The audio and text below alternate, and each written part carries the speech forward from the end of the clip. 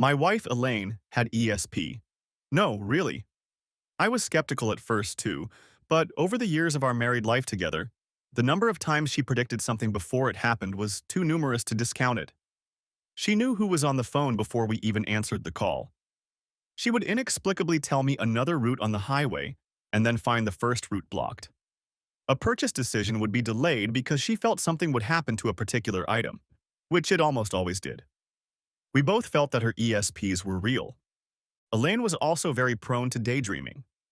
Almost every morning she would wake up and tell me about a dream or dreams she had during the night. Some of them were funny, but some were startling in their accuracy. It seemed that her dreams were another manifestation of her ESP. We learned to live with these gifts of hers. Of course, we married and had two beautiful children, John and Mary. At the time of writing this story, they have both gone off to university, leaving Elaine and I at home to fend for ourselves. It got interesting when I noticed that Elaine wasn't jumping out of bed in the mornings to tell me about her dreams. It went on like this for almost 2 weeks. "Lainey, lately you haven't been telling me about your nightly adventures in Dreamland. What's the matter?" I asked at breakfast.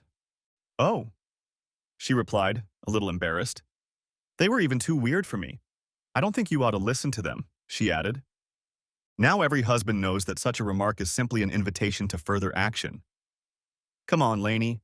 I've heard about these dreams of yours all our married life. Why do you have to stop now?" Because, she added hesitantly, "because you might not like what you hear. That's it. I've said it all. Now please leave it alone." I was a little taken aback by such an outburst on Elaine's part. It must have been very difficult for her to talk about it since she had even considered not telling me. Her dream themes were always pretty eclectic, so I never knew what awaited me each morning.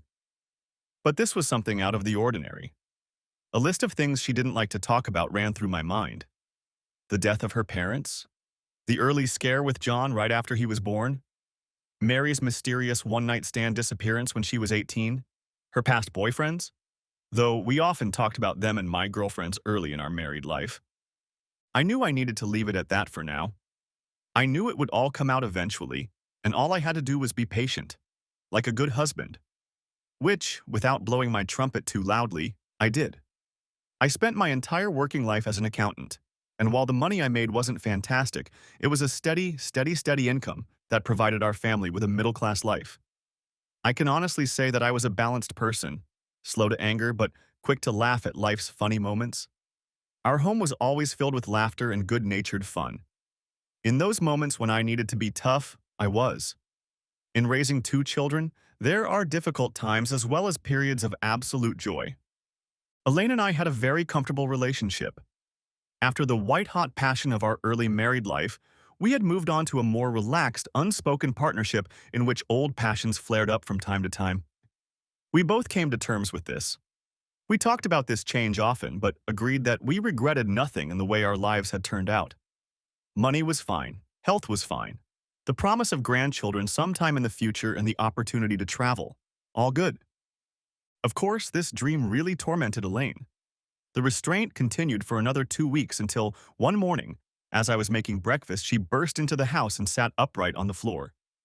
"Bill, I have to tell you about this dream. It's killing me."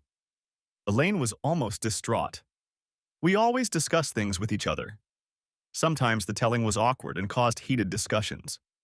My calm nature perfectly balanced Elaine's emotion-filled stories. Usually our arguments didn't last long. We both came to a compromise and ended up laughing about them or happily making love. I poured coffee, waiting for the story to begin. This should be interesting, I thought. I could see that Elaine was very nervous and was kneading her hands as she always did when she wanted to concentrate on something. "Bill, I had a dream that I would see James before I died, before my life ended." "Oh shit," I thought. She has a premonition of her death? That's something new. Now I'm starting to worry. "Bill, I have the same dream every night. It's getting more and more persistent. I just can't get rid of it." "You know who I'm talking about, don't you? James? James? Sloop? The boy I met in New Zealand, many years ago." Now she was looking at me with those desperate eyes I'd rarely seen in Elaine. I knew James Sloop, but I'd only met him once. It was the day after our wedding. The story goes like this. When Elaine was 18, she and one of her good friends joined a band that toured the two main islands of New Zealand for 2 weeks. It was an exciting time for her. Elaine had traveled abroad many times before, but always with her parents. This was the first time she was practically alone. The tour group consisted mostly of tourists, and everyone traveled by bus. Everyone spent a lot of time with other people during the long travels. James was also in this group, and he and Elaine became very close during the tour. I didn't know Elaine very well at the time. We went to the same high school. However, I later saw pictures from the tour and realized that they were very close at the time. By the time I saw the pictures, Elaine and I were already a couple, and I had to bury the notes of jealousy that tried to rise to the surface at the realization that the love of my life was being intimate with another man. I had to rationalize it by realizing that it was in the past and the present was different. I also had old girlfriends and had to bury those experiences as well. I was a little pissed off when we had to postpone our honeymoon to the day after the wedding, so James could come and present his wedding gift. I only agreed because Elaine's entire family insisted we wait. He flew in late from New Zealand and was only able to arrive in the morning. He actually missed the wedding. Poor James, coming all this way and not making it to the wedding, Elaine's mom remarked. She knew about James and Elaine, even more than I did, but she was happy with our decision to get married. It always seemed to me that Elaine's mom would have been just as happy if Elaine had married James. However, it was just a feeling, but never stated outright. They always treated me with the respect a son-in-law deserves, and I always respected them. They were easy to talk to, and I genuinely loved them, as if they were my own parents. A well-oiled wedding reception was extremely important to Elaine's mom, and the thought of someone coming all the way over there and not seeing the happy couple at the end was almost unbearable to her. Bill, you just have to wait a little longer. There's no need to rush things. You'll have the rest of your life together. Elaine and I waited. As the cab pulled into the driveway, I noticed a very handsome male figure climbing out of it. He was about my build with impeccably styled, almost blonde hair. He had an almost childlike complexion with not a single blemish on his skin. I wondered how he could look so well groomed after such a long flight, but he was on top of his game. Elaine immediately ran up to him. "You made it, James. I didn't think you'd make it." My primal instinct started to demand its woman, but the public nature of the scenario and everyone's oohs and ahs calmed me down somewhat. All the congratulations were very sincere and embracing. He handed over a wedding gift, a leather bag. Dear. Great, I remember thinking. I'm sure I'll really need it. Then we left, never to see James again. Yes, Lainey, I remember James. So, the dream explained to you why you needed to meet him so urgently. I spun a yarn, trying to get Elaine to voice my dream. I'd found in the past that asking her could relieve the anxiety that some dreams caused. No, that's what's strange, Bill. There was no reason for it other than a very strong feeling that I would see him before my life was over. It was a very real feeling, Bill. I've never experienced such a strong feeling in a dream before. I'm not kidding. I have to go. Well, that put me in a quandary. I knew that Elaine's ESP was a real and powerful part of her life, and now our lives. Those instances where we acted on her intuition had ended well for us most of the time.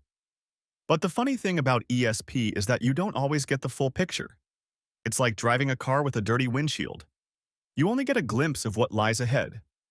History is full of examples of people making life-changing decisions based on intuition alone. I knew I had to slow down the sense of urgency and let things happen gradually. We were both retirees, so there were no physical obstacles to traveling to New Zealand. After all, this country was on our wish list and we were planning to go there in September, 9 months from now. I wondered if our conversations about a future trip were the impetus for realizing the dream. But a nagging intuition told me it wasn't a good idea. Yeah, I had a gut feeling too. Now that I'm older and my intuition has gotten stronger, my feelings have gotten stronger too. Ha! I walked over to her and hugged her tightly from behind. Lainey, I know you feel like this is necessary right now, but let's wait. We were going there in September anyway, so are you willing to wait until then? She nodded. Looking into her eyes, I realized she could see the logic in waiting, but there was still desperation in them. We hugged for quite a while until she calmed down. I loved those hugs. They were always warm and cozy. I think over the course of our married life, we had perfected the art of the perfect hug. Not too tight, not too loose, just comfortable enough to share our desire for intimacy. September couldn't come fast enough for Elaine. She spent the time after her discovery of me like an obsessive. She scoured all social media looking for James. She found him and where he lived. She knew his profile by heart. Married, 3 kids, all grown, divorced, lives alone in Queenstown, South Island. What a coincidence. Queenstown was where we were going to stay on our trip around NZ. She had planned our trip meticulously. Tickets were purchased and hotels were booked. She then texted him to let him know where we would be and when. I was a little discouraged by this, but I accepted it because I knew how important it was to Elaine. She just needed to get rid of this visit. I knew from past experience with her that if it didn't happen and she didn't get closure, it would torment her for months. Besides, I trusted Elaine. We had been married for a long time and she often told me in romantic tones, "Bill, I know that if I'm not with you, I'll just die. My life will be over. You are my life and my love." These words and many others like them have built my trust in her. She has proven time and time again that she is a loyal partner. Elaine is good-looking and often attracts speculative glances from men. I've seen her in action more than once. She puts these men in their place and then makes sure to show them to their face our stable relationship. I knew deep down that the trust I had in her was real. I'm not one of those paranoid people who jump to conclusions at the mere hint of something out of the ordinary. I leave that to those couples whose relationships are shallow and in the background. Besides, her itinerary only listed one meeting with James, so it's not like that was the only reason for the trip. Maybe that was the reason that motivated us to go there in the first place, but we both had plenty of other reasons to visit the place. The Air New Zealand plane landed in Queenstown with 2 very excited passengers on board. Elaine was excited about everything she had planned, and I was excited about skiing at Remarkable's Mountain and visiting Glenorchy, where many of the Lord of the Rings scenes were filmed. I'm a fan of the series, and honestly, it was one of the main reasons I wanted to visit NZ. We checked into a hotel overlooking Lake Wakatipu, a very romantic prospect. Almost immediately, Elaine was on the phone trying to get in touch with James. They got in touch, and we made arrangements to have dinner together that evening. The evening went surprisingly well. James acted like an impeccable gentleman all evening and seemed to give me a lot of his time. I realized that I really liked him. He seemed to know what to say and when to say it. He also knew when the topic was at an impasse and would deftly switch to something else. His childlike appearance as a teenager boded well for him in his more mature years. He looked at least 10 years younger than his years and was clearly in good physical shape. The braid of blonde hair that I remembered from the first time I had seen him many years ago now sat proudly on his head. He was dressed like a businessman. An aura of confidence emanated from him. He knew what he was doing. Elaine was happy to be in the background of our conversation most of the time, but I could see she was focused on what he was saying. We talked about our families and how our retirement was going.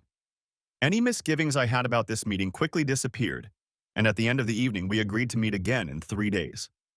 James's uncle owned a vineyard in the Otago area, and it just so happens that Elaine and I both love Pinot Noir wine.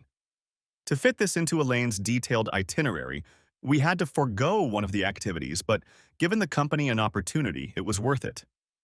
"James seems like a nice man," I commented, as we undressed in the room that evening. "He definitely knows how to charm an audience." He kept up a conversation with me all evening. He was a bit like a puppeteer, guiding us at will down different paths. He'd make a great used car salesman. I laughed, keeping the mood light. "So, Lainey, what do you think? Was he worth visiting?" He was definitely an entertainer, and you're right. He seemed to catch just the right moment to start a new topic of conversation. He read you like a book, Bill. I had a lot of fun watching and listening to you two. In answer to your question, I will say that yes, it was worth it. He has changed a lot since we knew each other as 18-year-old teenagers. He seems to have lost his halo of innocence, but I guess age does that to all of us. I'm glad we took the time to meet him. Thank you, Bill. I love you. I really appreciate what you've done for me. Now let's get into bed so we can really show each other how much we love each other. To tell you the truth, Lainey, tonight wasn't that hard. I gradually succumbed to his charms. I ended up really liking him. So what about bed? The next day was devoted to skiing. Both Elaine and I love skiing. Admittedly, we're not as good at it since our incomes don't allow us to plow the ski fields with the rich and famous. We put on layer upon layer of clothing to protect ourselves from the icy wind and got in line for the ski elevator. I foolishly decided to go down the medium slope for those with a certain level of fitness, while the wiser Elaine opted for the easy slope. I guess it was a man thing. The skiing at Remarkables was truly wonderful. The scenery was mesmerizing, especially as the town of Queenstown could be seen in the distance. I started my descent and didn't notice that there weren't many skiers on my side of the slope. At first, I just wrote it off as luck, but as I looked further down the slope, I realized why. The slope I was skiing on ended with a section of very hard, slippery snow. I noticed it too late. I tried to slide sideways but lost control of the slippery surface. I was carried straight toward a clump of small trees that interrupted my fall. I also broke my leg. Fortunately, the resort medics were well trained in this area and got me quickly to Queenstown Hospital. Elaine hovered around me, cooing and wailing as the medics did their thing. It wasn't until I was safely placed on a bed in the general ward that we both looked at each other and laughed. The pain in my leg was intense, but the irony of our situation got through to us. "Wow, Bill, you sure know how to vacation abroad," Elaine grumbled. I knew I hadn't planned this trip so carefully for nothing. "The doctor says the fracture isn't too serious, but given your age, you'll have to spend at least 2 days here and then walk around on crutches after that, maybe even in a moon boot." "Hey, enough about age, old woman. I know it's throwing all our plans out of whack, but we'll see what we can do. I'm really sorry, Lainey. I should have realized my limitations on the slopes, but," and I emphasized the word, "this is a great opportunity to do something you didn't include in your itinerary, but were afraid to do." Shopping, I noticed, was not on the list. I know you love to store. Here's a great chance to do what you want to do. Go shopping, without my escort waiting for you at every store while you look and buy nothing. Go ahead, woman. Go ahead and shop. As I said this, we heard laughter and turned to see the nurse on duty, Courtney, struggling to suppress her laughter at my outburst. By this point, Elaine had already burst into fits of laughter. That was one thing I loved about Elaine and I as a couple. After so many years together, we could still make each other laugh. It was a testament to the fact that we were comfortable with each other and loved each other. "All right, my husband, the task is set. 2 days of unbridled shopping for me, and you relax in this beautiful hotel with meals and room service. It's a bargain. What do you say, Courtney? Can I fill the next 2 days with endless shopping?" Courtney looked seriously at Elaine and replied, "This town is made for shopping, food after shopping, and parties after food." Elaine replied, "I'm not sure about the parties, but shopping and eating are good." She turned to me again. "Do you think you could go to the vineyard with James? The threat of endless glasses of fine Pinot might do you good. Besides, if I'm going to spend our money on nice clothes and food, you should get your share too." "I'm not so sure, Lainey. The crutches might be a little stiff, and the antibiotics might not mix well with alcohol. We'll have to wait and see. But I'm serious. Go and do your shopping." The next morning, Elaine visited me at breakfast, and as soon as it was time for the many stores to open, left. "See you tonight, dear," she said as she left the room. Courtney, the nurse, looked at her excited exit and commented, "I hope your credit card has already been charged, Mr. Yates. Everything in this town has a price for tourists." She chuckled and left the room as well. I didn't feel like sitting in front of the TV all day in a lonely hospital room, but the regular visits from the nurses and housekeepers with food offering me snacks and tea helped pass the time. I got to know the different workers easily, especially Courtney, who was local. That evening, as I was contemplating a neatly served hospital dinner, an excited Elaine flew in to see me. "Hi, how's your leg? You'll never guess who I ran into today? James. I think he's a bigger shopaholic than I am. We spent the whole day visiting every possible store. I promise I didn't max out my credit card. You should see the prices on everything." "No, maybe I shouldn't. Your accountant's brain would be on edge." But it was nice having a local guide. He knew all the places to shop and eat. It all came out in one voice, and then she stood up, kissed me, and relaxed in the chaise lounge next to my bed. We looked at each other, and then I answered her many questions. "Hi, Lainey. It's good to see you. Yeah, my leg is fine. It's still a little sore, but they're giving me painkillers. The swelling has gone down, and the doctor says that's a good sign. Maybe my advanced age isn't such a handicap. So, tell me about your shopping trip with good old James." She then went on to detail the events of the day and how James had helped her. She also informed me that James had promised to do the same the next day. I said that I trusted Elaine. However, a glint appeared in her eyes as she talked about that day. I had a suspicion that her excitement had to do with more than just the shoes she had almost bought. That evening, she stayed until 8 o'clock. As she was leaving, she turned to me and said, "You know something, Bill? I didn't have that dream last night. It disappeared. Isn't that great?" I nodded and waved her off. That night, I slept the sleep of a stupefied man, literally. My leg hurt a lot that night, which was apparently normal, so I had to get a painkiller shot. The next morning, I woke up realizing two things.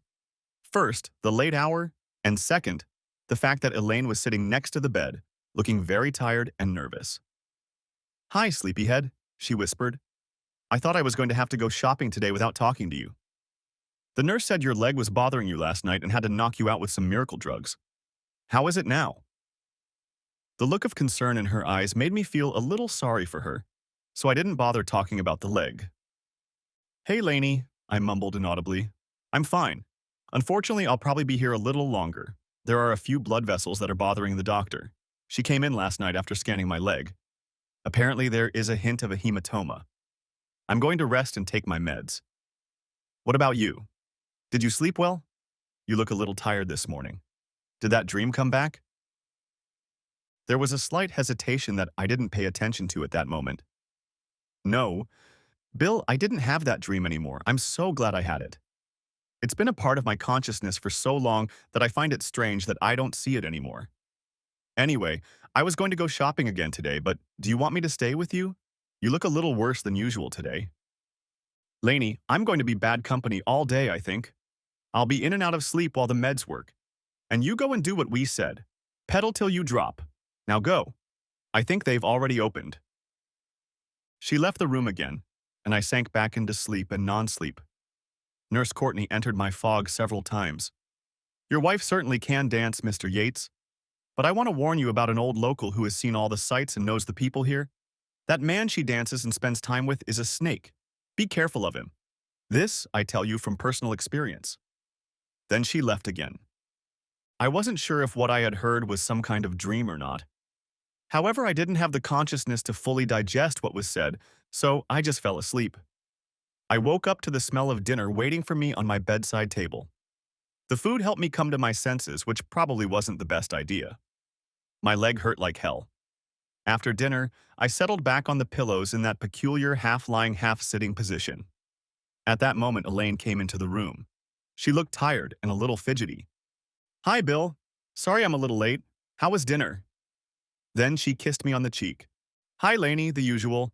They try their best, but it never compares to a home-cooked meal. How was your day? Do I need to get a part-time job when I get home to pay off my cards?" Elaine smiled. "No, Bill. James paid for almost everything today." Having said that, it was as if she stopped herself from saying more. There was an awkward silence for a while, until Nurse Courtney walked in to examine her. Courtney looked at Elaine with the silent, knowing look that women seem to adopt from a very young age. Eventually, Elaine averted her gaze and turned to me. "So, Bill, we have a visit to the vineyard and winery scheduled for tomorrow. I guess you won't be able to make it. What a bummer, Bill. That leg is giving you a lot of trouble. I'll come over tomorrow and spend the day with you." Having said that, she glanced at Courtney, who nodded almost approvingly. What is it between them? I thought to myself. It's almost like a secret code of gestures and nods. I'll have to ask Courtney what it's all about sometime. Looks like I'm going to have to stick around for a while.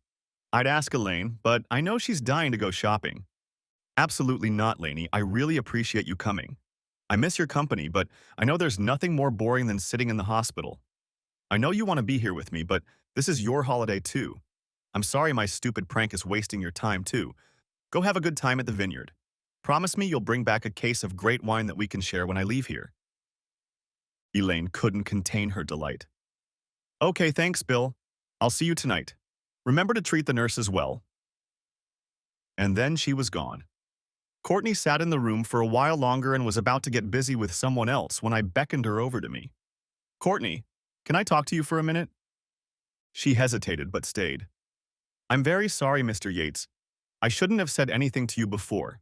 I apologize if I said anything unnecessary." Courtney, you said something about my wife being a good dancer and having to watch out for that snake or something like that. I'm sorry, but I was a little confused when you said that to me. Is there something I should know? And how do you know Elaine is a good dancer? Courtney visibly paled, but still walked over and sat down next to the bed. Mr. Yates, what I'm about to tell you, you hardly want to hear. Last night, my friends and I went to a nightclub that is popular in this town. It is known to all the locals as a cheap place to go to if you just want to dance. Around 9 o'clock, I noticed Mrs. Yates walk in. She was accompanied by James Sloop. He's well known in the neighborhood. He likes any woman he sets his eyes on. He came up to me one day and he was so good at sweet-talking. It was like I fell under his spell. He's extremely good at it. I watched them for some time and it was quite evident that Mrs. Yates was intimate with him. She paused. I'm not sure I can say this directly, Mr. Yates, but she was very close to him. He had his arm around her most of the evening, and when it came to the slow dance, she drew closer. They seemed to be a couple. They left around 11, and I don't know where exactly they went. I'm so sorry, Bill. Can I call you Bill? I can't tell you this through nurse-patient protocol, but I feel like you should know. She suppressed a small sob and left the room. What the hell? I said out loud. This information caught me off guard. I never in a million years expected anything like this from Elaine. There had to be a perfectly innocent explanation. I trusted Elaine and had trusted her throughout our married life. There was never a hint, implied or explicit, that she might leave me. She was a shining example of a faithful, loving wife and partner. She has been a wonderful mother to our two children, who adore her for her resilience and love for them. I adore her for the same reason. She is my chosen partner in this life, and we, at least I thought it was a we, looked forward to spending our twilight years together, enjoying what life has to offer, together. This visit to James was supposed to be just a one-off. I liked the guy. He seemed trustworthy, and I was glad when he took Elaine under his wing while I lay here. I still felt guilty for ruining our vacation with my stupid accident on the slope. Could it really have all been a setup? There was no way my accident could have been staged, so how had it escalated so quickly into what Courtney had detailed? Elaine doesn't like impromptu. It takes her a while to make a decision. This is definitely not like her. She only met with him 2 days ago. The first meeting was with me. He barely paid any attention to her. If he wanted to gain Elaine's favor, he would have courted her from day one. My thoughts were in turmoil and my leg was hurting again. I called for the nurse and Courtney came into the room. Are you always on duty here? You always seem to be here when I'm awake. What is it with you nurses? Courtney smiled and replied, Mr. Yates, we nurses work odd shifts. Sometimes I finish at 10:30 and start at 6 in the morning. Sometimes we have separate shifts. The system doesn't treat us very well, but luckily we like our job of taking care of unfortunate people like you. What can I do for you? Is your leg bothering you again, or what I said earlier? She looked at me understandingly. There was a flicker of pity in her gaze. It was something I didn't need, but I wasn't about to take my frustration out on someone as dedicated and honest as Nurse Courtney. You're right. It's a combination of both, but I think only the leg can be cured with medication. I'll call the doctor on duty, and he can come and examine the leg. Just be patient, pardon the pun, because he has a few more people to attend to first. She was about to leave when I asked, Courtney, can I borrow your phone? I need to make some calls. Sure. It's not exactly standard hospital procedure, but since there are no bedside phones in this room, I'll try to work something out. You're Courtney's angel, I said when she left. I've been called that before, Mr. Yates. Shortly after that, the doctor came in and examined my leg again. Your leg is healing, Mr. Yates, but there will probably be some residual pain as the blood vessels resume their normal function. I'm glad to see that the swelling has also reduced considerably. I will give you some pain pills, but I don't think injections are necessary. Get some rest and you'll be discharged from here in a couple days. Shortly thereafter, a cell phone was brought in. The orderly who brought it explained to me how to use it. He said that all calls would be charged to my account. He also gave me a printed copy of the local telephone directory. The first call I made was to our hotel. The receptionist was very polite and, fortunately for me, recognized me. The first thing she asked was how my leg was. I told her a little about the accident and my recovery. In passing, she asked if my wife had had any trouble in the ward, raucous parties, etc. While I was away, I treated it as a light joke, and the secretary continued in the same casual manner and joked, "No, Mr. Yates, no big parties. She only had your brother last night." When she came in at 11:30, she introduced me to him. He seemed to me a very pleasant man. I think I've seen him here before. I thought he was a local, but you know how it is. We see so many people coming and going from here. When can we expect you back? I told her what the doctor had said and hung up. This wasn't quite the usual. Usually, receptionists don't make this kind of information readily available. I wondered if, like Nurse Courtney, she too suspected something was wrong and had warned me, but not in so many words.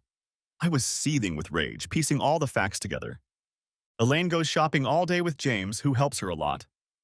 Elaine goes to the dance with James. On the dance floor, they notice that they are too close to each other. As they leave, they kiss each other. Later that evening, they go to our hotel room together. The next morning, Elaine comes into the hospital room, very tired but excited. Today, they will spend the day together again. This was not a good list. My emotions were centered on anger, and I could feel myself starting to slowly boil over. Combined with my complete disbelief in facts, it was amazing that I was in a state of logical thinking at all. It takes me a long time to get angry, as I usually find other ways to calm those feelings. Chief among them is to sit down with my life partner and discuss the problems. Is this possible now? How do I approach Elaine? I needed to make sure I was on the right track before asking Elaine about it. If I was wrong, I would ruin our relationship by showing her such complete distrust. She would be devastated by such a serious false accusation. The next call I made was to Elaine's cell phone. It went straight to voicemail, and I calmly asked how the shopping day had gone and that we would talk later when she arrived at the hospital at night. I then called the hotel receptionist again and asked her to tell my wife to call me as soon as she got to the hotel. I was about to give her the number of the hospital, but she interrupted me. "I can't do that, Mr. Yates. Mrs. Yates and your brother arrived here about 10 minutes ago and went straight to your room carrying a box of wine. They are there now. Would you like me to call you to your room?" I felt like my heart had stopped. My mind focused on the receptionist's voice and perceived nothing else. "They're already in the room, Mr. Yates." I couldn't believe it had come to this. What had happened to my Elaine? The woman I had known for so long seemed to have disappeared, and in her place was someone who looked like Elaine, but had completely changed her character. It wasn't her. It wasn't her. I was brought out of my reverie by the urgent voice of the receptionist. "Mr. Yates! Mr. Yates! Are you still here, Mr. Yates?" I mumbled some sort of reply and hung up. I didn't know what to do. I was stuck in this room while all of this was happening outside, beyond my control. What was there left for me to do?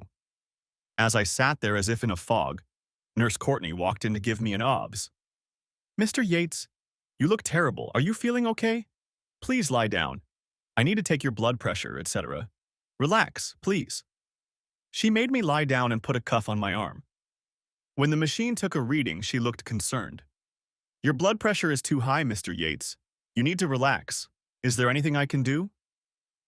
Her look was sincere, but changed to more concerned when she realized I'd made a few phone calls. "Does this have anything to do with what I told you?" she asked. I nodded grimly and told her what I had learned.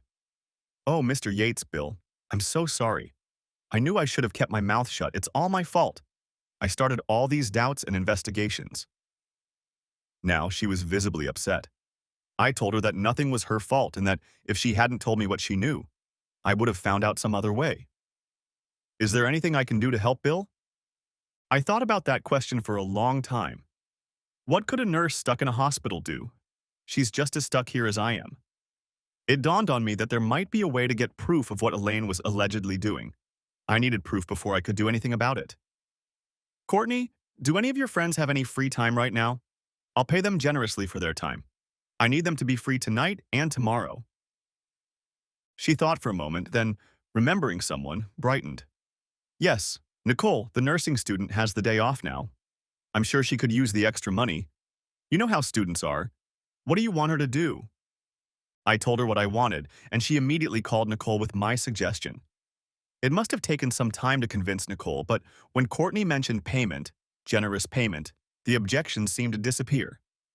Damn, my leg hurt. That evening, sure as eggs, Elaine came in bright as a button, clearly very excited.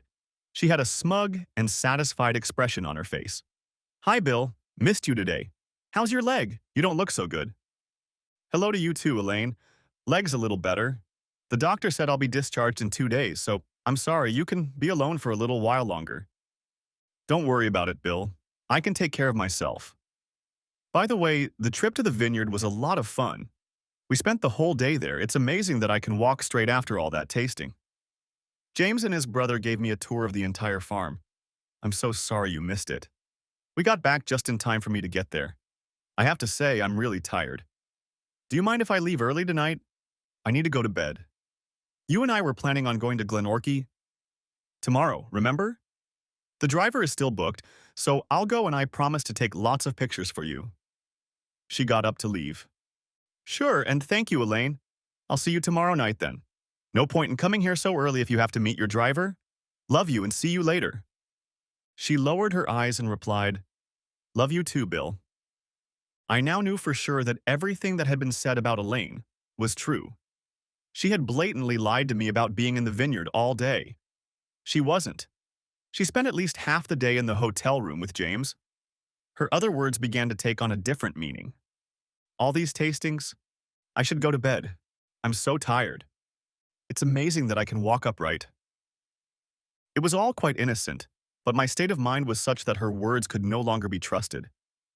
What had Elaine, my Lainey, done to my view of her? I went straight to Nicole and explained in detail what I needed from her. She seemed almost excited about her assignment. I couldn't feel any joy for her. What I was asking her to do was costing me a lot of money and quite possibly costing me my marriage. That night I could not sleep. I tossed and turned, but not because of my sore leg, but because of the constant pain in my heart. I thought with dread of the pain that was about to befall me and my family. How would I tell Elaine about all this if it was true? The gravity of this accusation was greater than any quarrel we'd ever had. The repercussions would last forever. What about our children? How will this affect them? I know I'll never be able to trust Elaine again. I've read about couples who have been able to put the past behind them, but damn it, this has hit at the very core of our relationship. To give a damn about that exclusivity is to give a damn about love.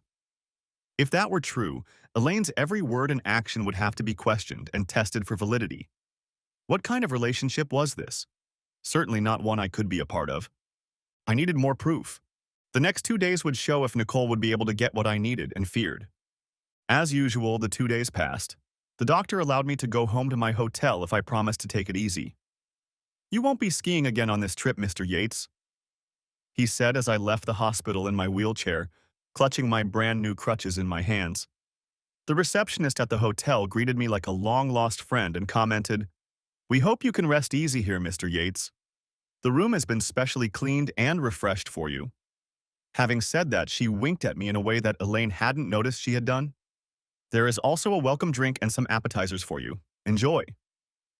Then she went back to her computer, not even paying attention to Elaine. The elevator ride was grim. Elaine tried to make small talk, but soon realized I wasn't in the mood. Perhaps she attributed it to the fact that I was in the hospital and couldn't enjoy my vacation. How wrong she was. As soon as I entered the room, I asked Elaine to turn on the TV. Don't you want to sit with me for a while before you watch this? She asked. I thought you had enough of that at the hospital. You're right, Elaine, I replied. No more Laney. I just need to plug something in, if you don't mind. I can't reach it in this wheelchair. Here it's a USB. It plugs into the side jack. By this time, the TV was on. I took the remote and switched the signal source to USB. A blank screen appeared on the screen. Very cool, Bill, Elaine said, trying to be funny. So that's what you were watching while I went shopping. Elaine, please sit down. The tone of my voice told her something was wrong. As if in a trance, she sat down, staring at the blank TV screen. Elaine, I want you to tell me what you did while I was in the hospital. Her face paled, but she managed to pull herself together. I'm waiting, Elaine. Bill, you know what I was doing. What all this is all about? I've been shopping, visiting the vineyard, and today I stopped by Glenorchy for you to take some pictures. She really went pale this time. In all our married life, I have never once yelled at my wife in anger. I want you to tell me what you and James, that asshole, did while I was in the hospital. Bill, oh Bill, she sobbed. We spent time together. Probably more than we should have, but it seemed so right while we were together. We had a great time. He's such a fantastic entertainer. I laughed at his jokes. I love that he knows everything about Queenstown. He helped me so much while you were in the hospital. She paused and looked at me with reddened eyes. I'm sorry I spent more time with him than I told you, but I didn't let her finish. You think I want to hear about shopping and sightseeing? Using the remote, I switched to the first slide on my USB drive. On it was a picture taken last night at the club. Nicole had captured the scene perfectly. The picture showed two people dancing very close to each other. You could see them kissing. Elaine gasped. She couldn't take her eyes off the screen and sobbed softly. Bill, Bill, I don't know what to say, she whispered. Just tell me it was you and James last night at the dance club, Elaine. I shouted again. Yes, Bill. Yes, it was them, Elaine almost whispered. I'm so sorry, so sorry. That's all it was, Bill. I didn't let her finish. Elaine, your promises mean nothing to me. I brought up the next slide on the screen. This time it showed a picture of a happy couple outside the club. It was on the patio, which was usually reserved for smokers. It was quite obvious that they were having fun there, doing it in a public place. What? What were you going to say, Elaine? Were you going to promise that all that happened was an overly close encounter on the dance floor? Is that what you were going to promise? Did you say promise? My anger was starting to take over, and if I wasn't careful, I was going to do something I would regret later. I had to get my emotions under control. Elaine was already sobbing with her head down on her hands, rocking from side to side and moaning, "No, no, no." I rolled over to the bar fridge and pulled out a beer. Nothing for Elaine. My anger at her was so deep that I no longer saw her as Elaine. She was turning into a cheating, lying, low bitch. I continued. Thanks for the pictures of Glenorchy today, Elaine, but I had pictures of my own. I flipped through the slides, lingering on each one long enough to show that there was no doubt what James and Elaine had been doing all day. On the third slide, Elaine collapsed to the floor. I was concerned about her condition, but I was angry with her in a way I had never been angry with anyone or anything in my entire life. I considered leaving her in that state and leaving the hotel, but I needed to know. The ice bucket from the refrigerator splashed over her face with a loud splash. Elaine came to her senses and groaned. She wrapped her arms around her shoulders and fell into a fetal position, continuing to lie on the floor. I picked her up off the floor and unceremoniously dumped her on the bed. She began to repeat in a monotone voice over and over, "No, Bill. I'm so sorry. I love you. Your promises and love mean nothing to me right now, Elaine. I want to know how this happened and why. How you managed to destroy our marriage so quickly and so openly. The children. My God, what are we going to tell the children? Why, Elaine? Just tell me why. Did I do something to make you disregard not me, but our love for each other? Our love. Our beautiful love that we felt every day. You gave it all up for what? Just to have fun with that asshole. Why, Elaine? Tell me why." I screamed again. If I didn't tone it down, the hotel management would soon be here. "How did this happen, Elaine?" I whispered. "Tell me how. I've always loved you and I thought you loved me just the same." She continued to hug herself as if she felt safe. "I don't know, Bill. I honestly don't know. One moment I was fine in James's company, and the next I started to get infatuated with him. He knew everything that needed to be said, everything that needed to be done. He made me feel like a queen, a princess, his princess. All his words sounded just right. I wasn't going to succumb to his charms. It just happened. I think it happened that first day of shopping. After our night out the night before, I felt very at ease with him. My guard was down. He was great with you, and I know you are usually a good judge of character. Part of me was saying to myself, if you feel good with him, so do I. I'm not blaming you, Bill. Please don't think that because of what I just said." Her eyes pleaded with me. She wanted to continue, but broke into sobs again. Damn it, I was so angry at her and her stupidity. I was tempted to get her a drink and some tissues, but only for one fleeting second. I left her alone and continued. "Bill, James was so concerned. By the end of that first day when we were shopping and wandering around town, I found myself in his arms, literally. He started touching me every chance he got. I felt so at ease with him that those touches didn't even cause me lewd fear. The touches became so familiar that I began to miss them when he wasn't around. I'm ashamed to admit it, but I looked forward to his light touches here and there. By the end of the day, he had his arms around me almost constantly and his hands were gently massaging my waist and lower back. Bill, I'm sorry, but it took me back to our youth and the time I spent with him on the tour. I was happy that I could have those feelings with him again. The more he talked and touched, the less I thought about you. There was another sob, almost a sob. How could I have forgotten about you, Bill? Looking back now, I'm so ashamed of what I thought, or rather didn't think. That night he asked me to dance at the club. Before that, I would never have dared to go to such a place without you. But James knew all the right words to say. He put me at ease almost immediately. He bought me drinks, not that I was drunk, but it definitely felt good. His constant touch and presence became habitual, and before I knew it, we were dancing very close.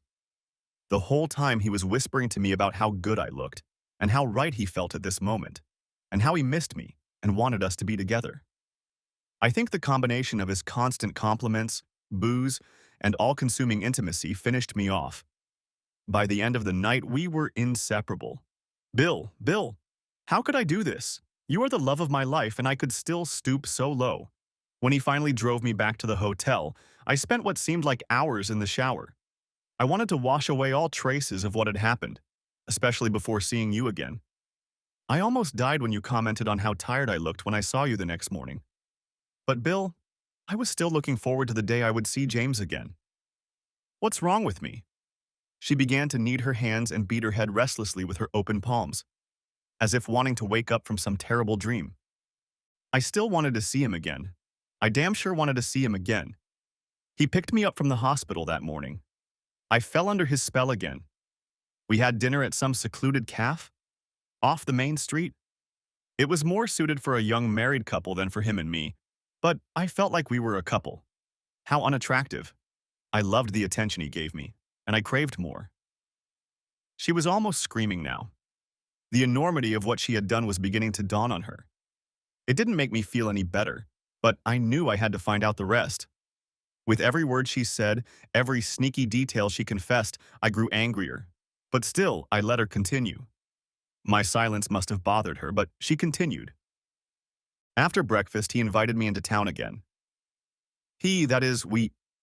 I realize my duplicity in this whole Bill thing. I promise you I'm honest. I know my words mean nothing to you right now, and I don't blame you one bit. I know I've hurt you to the core, and I honestly don't know how I'm going to mend that hole in your heart. Another sob sounded. He started kissing me every chance he got. It got to the point where I wanted him to just entertain me and be done with it, but he led me on most of the morning.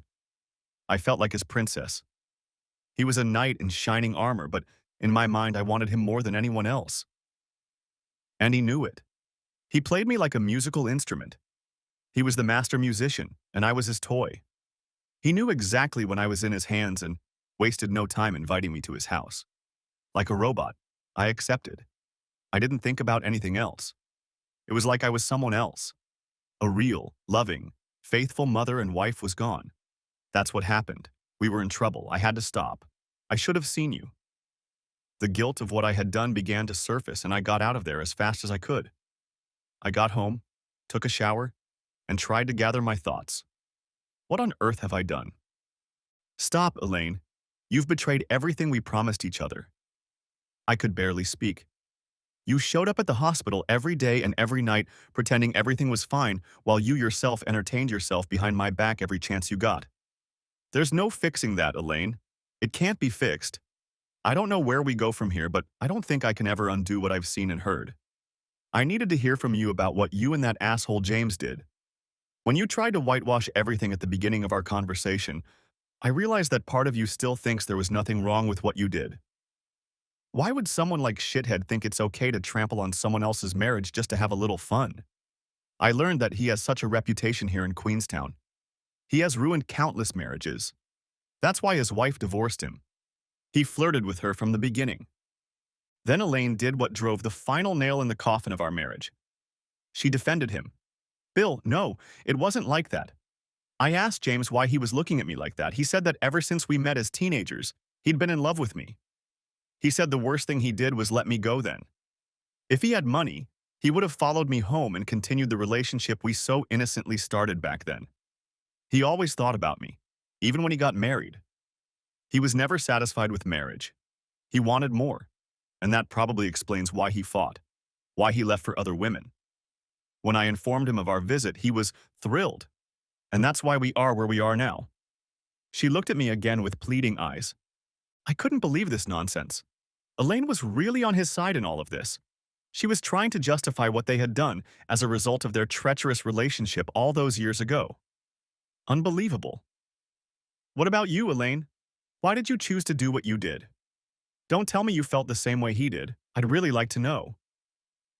Elaine began to knead her hands, which was so familiar to me. She concentrated. Bill, that first day, it was like he flipped a switch in me. He took me back to my younger years. Like a switch, he either turned it on or off. When he flicked that switch, everything was on and we, meaning you and me, were off. I can't explain it any other way. Anger at the situation began to be replaced by guilt. Entertaining James was a wild ride, Bill. She paused, realizing what she had just said. The conversation was over. I had heard and seen enough. That last remark threw me into despair at what my love had just said and done. You have to leave, Elaine. You have to leave now. I'll call the front desk and there will be a cab waiting for you in 10 minutes. Pack up and leave. I don't care where you go, just as long as you get away from me. I turned away from her. Elaine hesitated but realized it was best not to argue.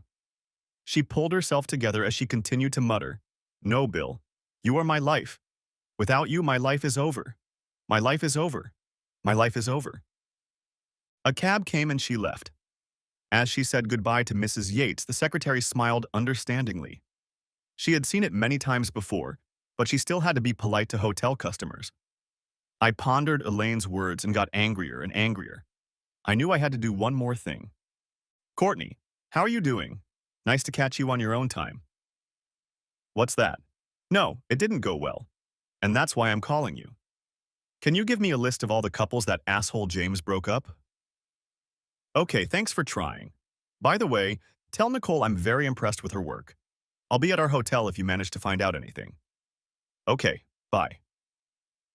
2 days passed before Courtney left a large envelope for me at the front desk. When I opened it, I realized how much work she had put into it. Courtney, you're just an angel, I whispered, not addressing anyone in particular. There were about 30 couples here. Some were still married, but most were separated or divorced. Courtney had listed the phone numbers of almost everyone interested. It was gold. I had a few calls to make. 2 days later, I got on a plane and headed home. I was able to see Glenorchy. I wanted my visual memories of the place to be pure and innocent, not the sordid picture that Nicole's pictures had revealed to me. At home, I contacted lawyers to begin divorce proceedings. My children were not impressed with how things turned out. They were shaken to the core. None of them could understand how their mother, their reliable, stable mother, could have gone to such low acts. I didn't bother to explain anything.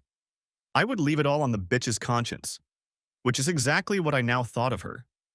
I wasn't just cursing with anger. I was evaluating what I had seen coldly and logically. I was utterly baffled at how a warm, loving, compassionate, caring, loyal human being could, at the flick of a switch, to use the bitch's words, resort to such atrocious behavior. It bothered me so much that it kept me on my toes. I ended up seeking counseling for this and some other issues that our divorce had brought up. It helped me get over my anger and confusion about the whole messed up story. However, it didn't help me deal with the loneliness. There was no more laughter in the house. Almost every morning I woke up, went to the kitchen, and put on 2 cups of coffee, expecting Elaine to come in now and tell me about her dreams. God, I missed the old Laney. But not those dreams. Not those damn dreams of hers. John and Mary, bless their heart, see my loneliness and spend as much time with me as they can. I might even sell the house and move closer to where they go to school. They have turned into city dwellers and are in no hurry to get out of there. Our divorce went smoothly. I was able to pay Elaine compensation for her half of the house. I packed and shipped all of her belongings to New Zealand, where she was living with Shithead. I may have accidentally wet some of her stuff, okay? All of it, before packing everything into trash bags and boxing it up. Every picture she asked me to send, I carefully tweaked so that it was just her and a picture of a female dog. I thought there was a certain amount of justice in that. That bitch had ruined our marriage, so I heard from Courtney shortly after our divorce was finalized. Apparently all was not well in the land of assholes and bitches. James decided that he could now leave Elaine. Old habits die hard, and Elaine wasn't impressed. Funny. A cheater doesn't like being cheated on. Also, James the Hog apparently didn't like Elaine bluntly telling him he had to stop it. He hit her several times, enough to put Elaine in the hospital, which meant that Courtney knew about the state of their relationship. Courtney revealed that in her dreams, Elaine mumbled over and over again, "My life is over, my life is over." Elaine became depressed and was sedated. The newspaper article only mentioned the incident in the recent international news section. An apartment belonging to Mr. James Slope was burned down in a botched robbery. It is believed that a group of armed men, unknown to the police, entered the apartment and attacked the owner, looting it. In their haste to leave as the owner lay unconscious on the floor, the group set the apartment on fire. Unbeknownst to them, there was also a woman asleep in the apartment. Both occupants died on the spot. I read the article and felt a weight lifted off my shoulders. I didn't want them to die, but sometimes karma can be a bitch. Of course, karma needs a helping hand sometimes. Of the 20 or so jilted men I had socialized with before leaving New Zealand, a great many of them had been drinking together at the local drinking establishment and discussing their acquaintance with failed marriages. I put the newspaper aside and said aloud to the spirit of my late ex-wife, "You were right, dear. Your prediction turned out to be somewhat accurate. You did see James, and now your life is over. Really over. But what you didn't notice when you saw James was that our life, in which we had invested so much love and time, was also over." The end. Thanks for watching, hope you enjoyed it. Subscribe to my channel and stay tuned for the next videos.